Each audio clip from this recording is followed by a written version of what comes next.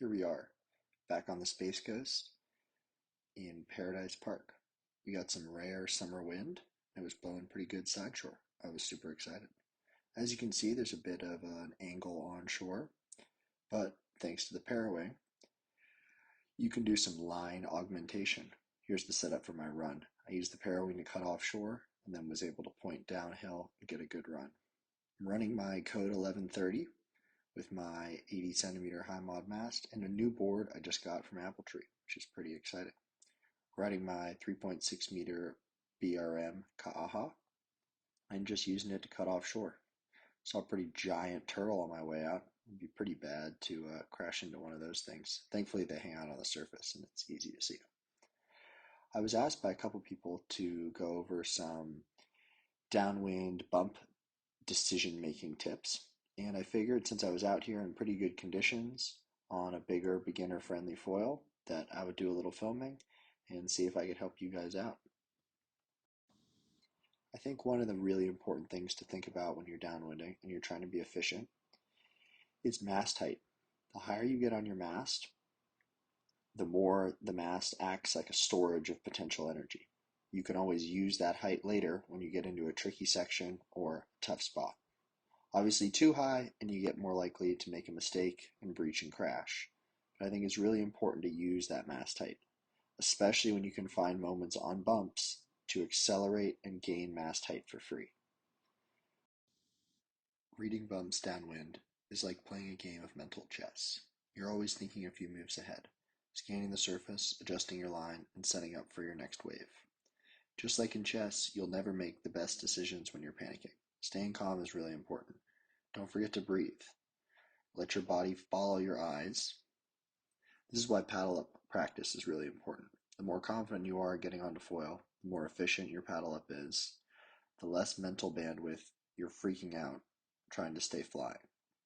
This extra confidence gives you the room to calm down and pick a good line. Now that we got some basic principles out of the way, let's dive into some of the nuances of picking a good line downwind. So now that you're high on your mast, you've got good speed, you're calm, and you're thinking clearly. Next is picking where to put the foil. As you can see here, we got a good wave to our left. We're just going straight. Not even pumping here, we're just gliding high on the mast. We see a break right, nice big swell line we're slotting in behind here, and we're kind of chasing here. We can see it setting up in front of us, but again, no pumping, we're just chilling. You can see this nice set in front of us, we're bending to the left. Again, another nice glide. Small wormhole in front of us we're breaking through right here. You can see the way it almost looks like a couple cross pieces of chop. That's giving us the option to go forward. Again, high on the mast, letting the foil do the work. This is an important spot that a lot of people find themselves in. There isn't a great bump in front of us. There isn't a great bump to our left. There isn't a great bump to our right. In my opinion, I chose to go straight here, tap a couple pumps, and you can see this bump reforming in front of us. That can often be a good decision if you're confident there is going to be something soon. Again here, stuck in another weird spot with no great bump. We're patient and another one provides. Here's a spot where we're going to think about breaking left here for a second. Small glide, again another little wormhole, couple taps and we're into the next bump.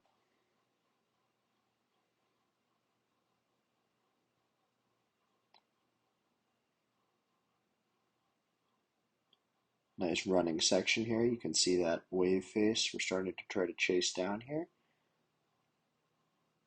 Cruising into it from behind.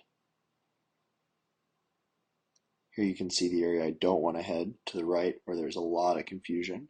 So I fade left, waiting for that bump to my right to develop. Now I don't see anything good in front of me to the left.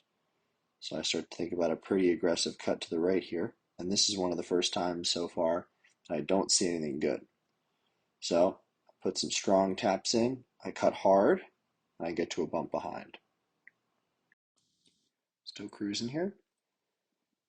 And we're looking for those opportunities to bend in behind a bump. You can see this nice set lining up in front of us, and we're just nice and high, cruising Not in a rush to go downhill. Being high up on top of a bump is good because you can always use that downhill if you need it, but you don't have to use it. Again, patient, letting the foil do the work. I think that's really, really important.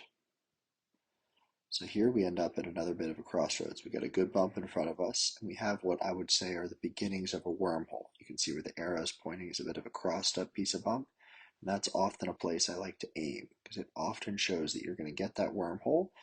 That's going to allow you to put a couple taps in, keep facing downhill, and get onto the back of the bump a couple bumps in front. Recognizing them is really, really important to being efficient and keeping pointing downhill.